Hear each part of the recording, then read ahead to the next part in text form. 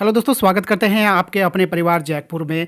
आज के लिए वीडियो में हम आप लोगों के लिए लेकर आए हैं मॉडल सेट 2 सोशल साइंस का, जो आप लोगों का प्रोजेक्ट रेल के द्वारा यानी कि आप लोगों का जो कोडरमा जिला के द्वारा जो मॉडल सेट आपका आया था उसका सेट 2 है ये।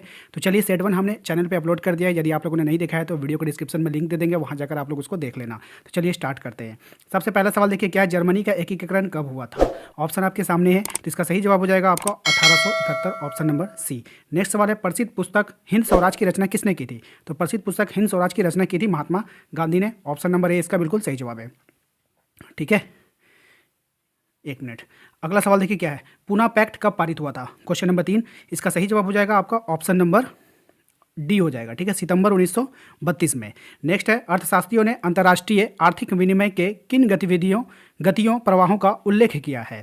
तो इसका सही जवाब हो जाएगा आपका व्यापार पूंजी श्रम, यानी ऑप्शन नंबर डी उपयुक्त में से सभी हो जाएगा। अगला सवाल देखिए, जाम्बर क्या था? तो जाम्बर जो था आपका क्या था? पुराना और विश्वस्त कर्मचारी। ठीक है, ये हो जाएगा ऑप्शन नंबर डी। नेक्स्ट है, भारत में पहला कपड़ा मिल कब और कहाँ लगा था? तो भारत में जो पहला कपड़ा मिल लगा था ये लगा था आपका ऑप्शन नंबर ए 1854 बम्बई में। ठीक है, वुड ब्लॉक छपाई तकनीक सबसे पहले कहाँ विकसित की गई थी? तो ये विकसित की गई थी आपका सबसे पहले चीन में। कहाँ में की गई थी? चीन में, ऑप्शन नंबर सी।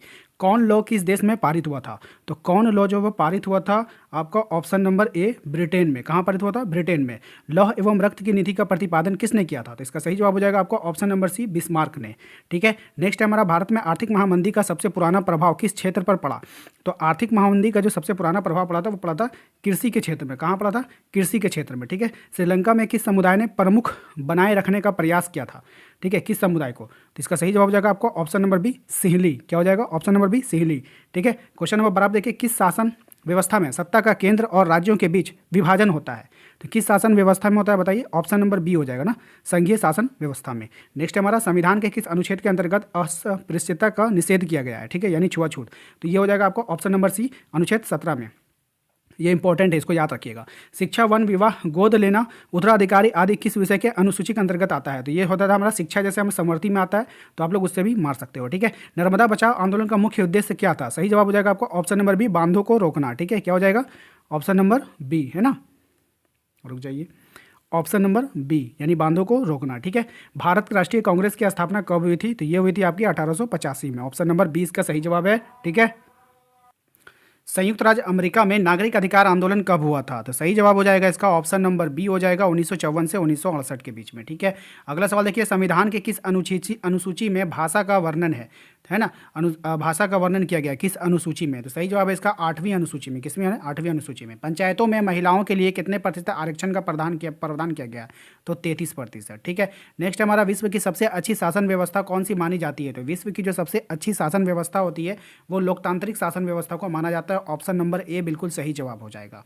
अगला सवाल है हमारा, इनमें से किन राज्यों में काली मृदा पाई जाती है? तो सही जवाब है इसका गुजरात। ठीक है, कॉर्बेट राष्ट्रीय उद्यान किस राज्य में पाया जाता है? तो ये पाया जाता है आपका उत्तराखंड राज्य में। ऑप्शन नंबर बी इसका सही जवाब है। अगला सवाल है, सरदार सरोवर बांध गुजरात के किस नदी पर बनाया गया है बताइए? तो सही जवाब हो जाएगा इसका नर्मदा नदी। कहाँ बनाया गया? नर्मदा नदी पर। इनमें से किसे सुनहरा रेशा भी कहा जाता है? तो इनमें से सुनहरा रेशा कहते हैं हम लोग ऑप्शन नंबर बी को, जूट को कहते हैं। ठीक है, नेक्स्ट हमारा, झारखंड में कोडरमा किस खनिज के लिए प्रसिद्ध है? तो बताना है आपको। सही जवाब हो जाएगा अभ्रक के लिए। किसके लिए प्रसिद्ध है? अभ्रक के लिए।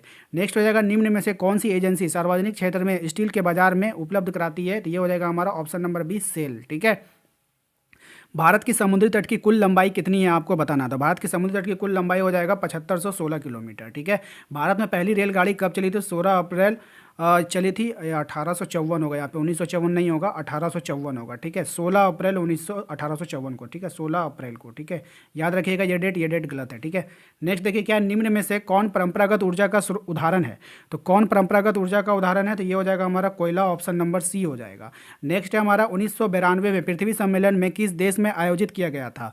तो किस देश में आयोजित किया गया था? तो ये ब्राज़ील में आयोजित हुआ था। याद रखिएगा, देशों के विकास की तुलना करने का सबसे महत्वपूर्ण आधार क्या है? देशों के विकास की तुलना करने का सबसे महत्वपूर्ण आधार जो है वो औसत आय है। ठीक है, औसत आय को डैश रूप में भी जाना जाता है। औसत आय को प्रति व्यक्ति आय के रूप में भी जाना जाता है। ऑप्शन नंबर सी हो जाएगा। सेवा क्षेत्र में किस तरह की गतिविधियां शामिल है? तो सेवा क्षेत्र में कौन कौन सी गतिविधियां शामिल है आपको बताना है। सही जवाब हो जाएगा परिवहन, संचार और बैंकिंग। ऑप्शन नंबर सी हो जाएगा।